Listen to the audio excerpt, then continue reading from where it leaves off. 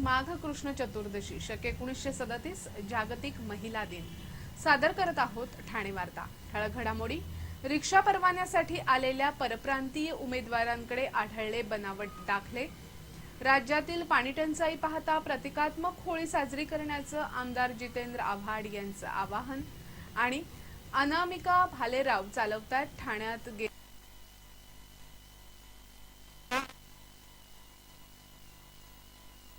ठाणे वार्ता पहा श्रीस्थानक वाहिनीवर। आता सकाळी 9:15 पासून रात्री 9:15 पर्यंत ठाणे वार्ता, ठाण्यातील पहिलं दृकश्राव्य माध्यम। श्रीस्थानक वाहिनी ठाण्याची स्वतःची वाहिनी। ठाण्यातील घडामोडी, कार्यक्रम, वादविवाद, अगदी गाणी, नाटक याचा आनंद घर बसल्या पहा श्रीस्थानक वाहिनी। आपल्या ठाण्याचं हक्काचं व्यासपीठ श्रीस्थानक वाहिनी। ठाणे वार्ता आता संकेतस्थळावर देखील ठाणेवार्ता.com वर क्लिक करा आणि ठाण्याच्या घडामोडी जाणून घ्या। ठाण्यातील पहिलं ऑनलाईन माध्यम ठाणेवार्ता.com। नमस्कार मंडळी, दर रविवारी पाहायला विसरू नका। नमस्कार मंडळी, आपल्या प्रश्नांचं थेट उत्तर। ठाणे वार्ता पहा श्रीस्थानक वाहिनीवर।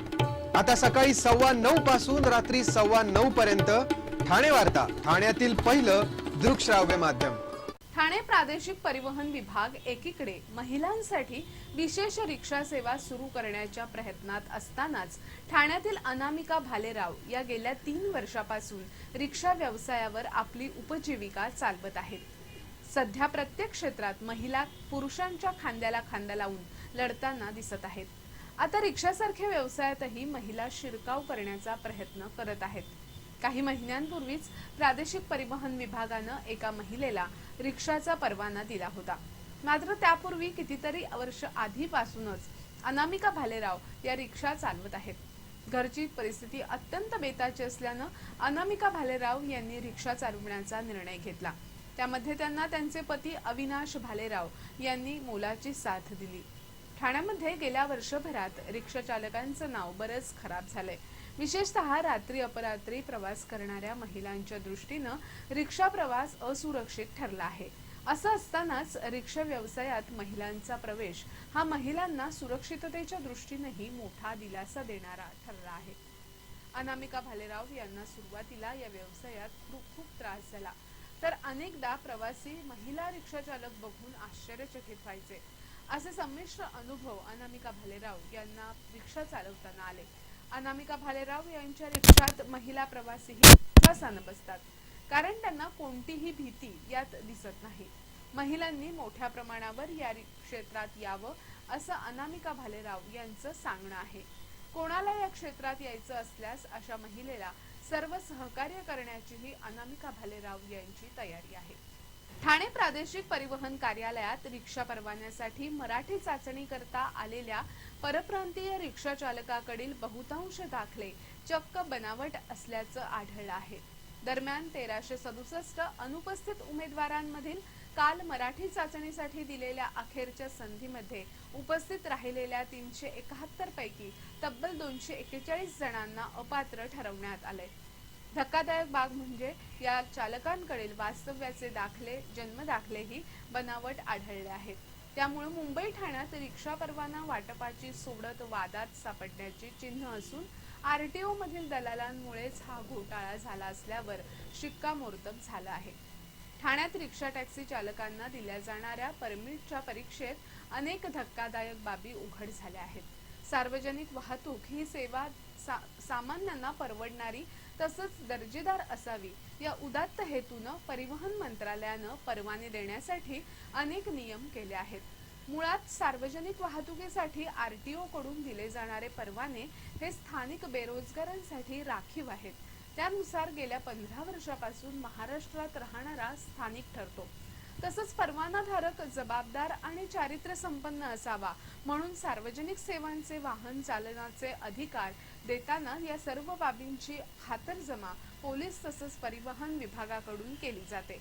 मुळात परवाना एक उपजीविकेचं साधन असताना 75% रिक्षा टॅक्सी परवानाधारक स्वतः रिक्षा टॅक्सी चालवताना दिसत नाहीत। अनेक जण शासकीय किंवा निमशासकीय नोकरीत आहेत। अनेक जण आपले परवाने 5 वर्षांसाठी 1.5-2 लाखांना भाड्याने देतात। यातील अनेक जण मूळगावी बिहार, उत्तर प्रदेश इथे स्थलांतरित झाले आहेत. तरीही त्यांच्या नावाच्या परमिटवर शहरात बिनबोभाट व्यवसाय सुरू आहेत. यामुळे एकीकडे या क्षेत्रात गुन्हेगारी वाढली असून सतत भाडेवाढीची मागणी करत शासकीय नोकर दर्जाची मागणी करणारा हा वर्ग संघटितरित्या शासनास आणि जनतेलाही वेठीस धरत आहे. काल ठाण्यात झालेल्या चाचणीत लोकमान्य नगर पाडा नंबर 3 मधील इस्राईल शेख या उमेदवारानं मुंबई महानगरपालिकेच्या बनावट जन्मदाखल्यावर वास्तव्याचा दाखलाही लाच देऊन घेतल्याची कबुली दिली. इतका मोठा घोटाळा परिवहन विभागाच्या चाचणीत उघड होत असताना मराठीचे कैवारी म्हणवणारी महाराष्ट्र नवनिर्माण सेना आणि शिवसेना आता यावर कोणती पावलं उचलते याकडे साऱ्यांचंच लक्ष लागून राहिले. ठाण्यामध्ये रिक्षा परवान्यासाठी बोगस दाखले देणाऱ्यांची चौकशी करून दोषींवर त्वरित कारवाई करण्याचे आदेश परिवहन मंत्री दिवाकर रावते यांनी दिले आहेत. ठाण्यामध्ये रिक्षा परवान्यासाठी मोठ्या प्रमाणावर बोगस दाखले देण्यात आल्याचा आरोप होता. या प्रकरणी आमदार प्रताप सरनाईक यांनी प्रादेशिक परिवहन कार्यालयावर मोर्चा नेला होता. प्रादेशिक परिवहन विभागाकडून दिले जाणारे परवाने हे स्थानिक बेरोजगारांसाठी राखीव आहेत. परवान्यासाठी महाराष्ट्रात 15 वर्ष राहणारा स्थानिक असतो. परवानाधारक जबाबदार आणि चारित्र्य संपन्न असावा.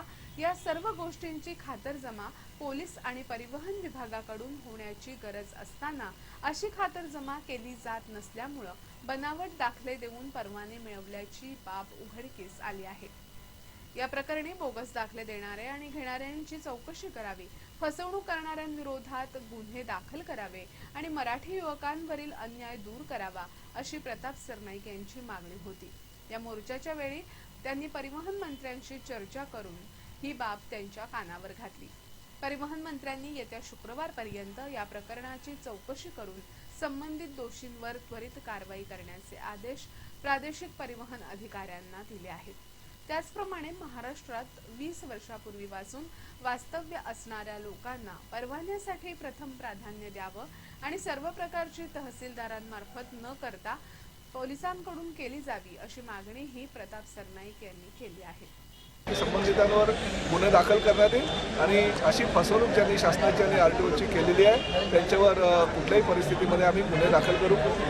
प्रामुख्यानं ठाण्याचे अधिकाऱ्यांनी शुक्रवारी हे गुन्हे दाखल करून त्यांचं चौकशी अंती त्यांना दिलेले परमिट रद्द करू असं आश्वासन दिल्यामुळे कुठल्याही परिस्थितीमध्ये ठाण्यातले आमचे जे स्थानिक मराठी रिक्षा चालक मालक आहेत त्यांना कुठेतरी न्याय मिळेल असं वाटतं. ठाणे वार्ता पहा श्रीस्थानक वाहिनीवर.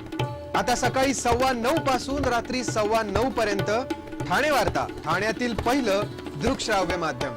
आपला परिसर स्वच्छ आणि सुंदर ठेवण्यासाठी ठाणे महापालिकेत सहकार्य करा. ओला सुका कचरा वेगवेगळा जमा करा आणि रोगराईपासून मुक्तता मिळवा.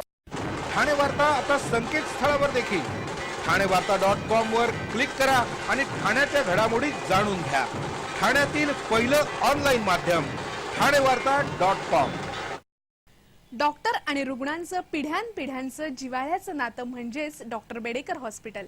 आता अत्याधुनिक सोयी सुविधा आणि तंत्रज्ञान युक्त वंध्यत्व निवारण केंद्रात IVF आणि टेस्ट ट्यूब बेबीचीही सुविधा. डॉक्टर बेडेकर हॉस्पिटल, महर्षी कर्वेपथ, ठाणे. 65 वर्षांची निरंतर सेवा. ठाणे वार्ता पहा श्रीस्थानक वाहिनीवर. आता सकाळी 9:15 पासून रात्री 9:15 पर्यंत ठाणे वार्ता, ठाण्यातील पहिलं दृकश्राव्य माध्यम. भर रस्त्यात डोक्यात दगड घालून पत्नीची हत्या करणाऱ्या प्रदीप हरिजन या मजुराला ठाणे जिल्हा आणि सत्र न्यायालयाचे मुख्य न्यायाधीश सुनील कोतवाल यांनी जन्मठेपेची शिक्षा ठोठावली आहे. प्रदीप आणि त्याची पत्नी अनिता या दोघांमध्ये घरात नेहमी भांडणं होत असत. मद्याच्या आहारी गेलेला प्रदीप कुठलंही काम करत नसे. 10 सप्टेंबर 2014 रोजी रस्त्यानं पायी चालत असताना दोघांमध्ये वाद सुरू झाला. हा वाद विकोपाला जाऊन संतापलेल्या प्रदीपनं रस्त्यातील धोंडा पत्नीच्या डोक्यात घालून तिची निर्घृण हत्या केली होती. तेव्हा जमावानं प्रदीपला शांतीनगर पोलिसांच्या हवाली केलं होतं. या दाव्यात अंतिम सुनावणी होऊन न्यायमूर्ती कोतवाल यांनी प्रदीपला जन्मठेपेची शिक्षा सुनावली. या प्रकरणी सरकारी वकील संगीता फड यांनी काम पाहिलं. क्रूर हत्याकांड करणाऱ्या हसनैनच्या अनैतिक विकृतीचा गौप्यस्फोट झाल्यानंतर सर्व नातेवाईकांसह वडवलीतील वरेकर मोहल्ल्याचीही मान शरमेनं खाली गेली आहे.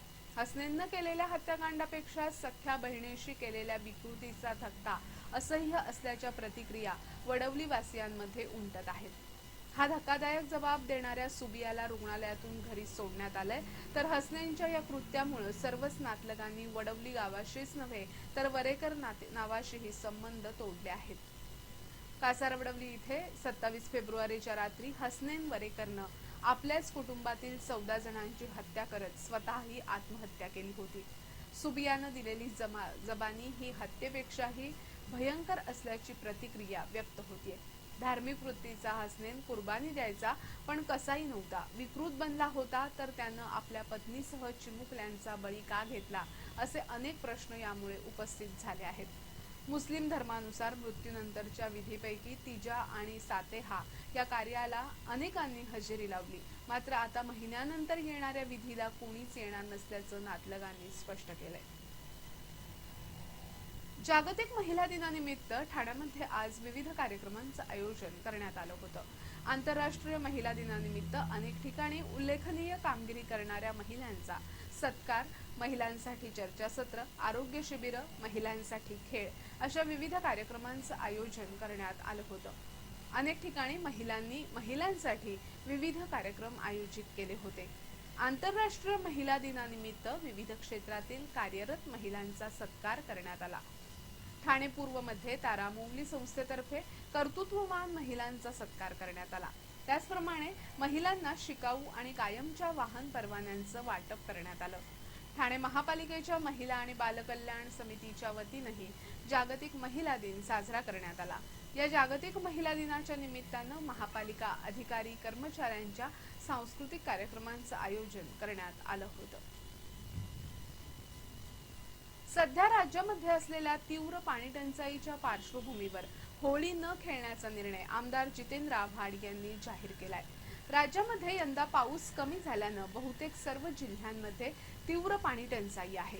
ही पाणी टंचाई पाहता होळी न खेळण्याचा निर्णय आपण घेतला असून सर्वांनीही असाच निर्णय घ्यावा असं आवाहन आमदार जितेंद्र आव्हाड यांनी केलंय.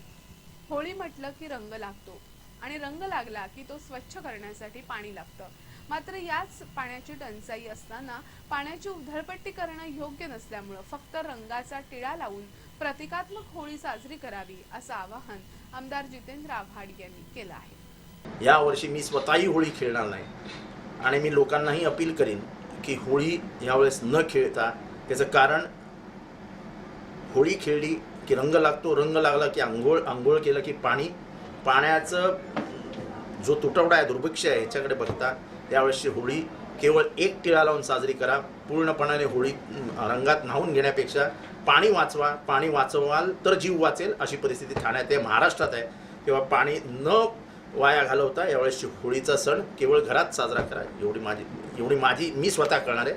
आपल्याला आवडलं तर आपणही करा.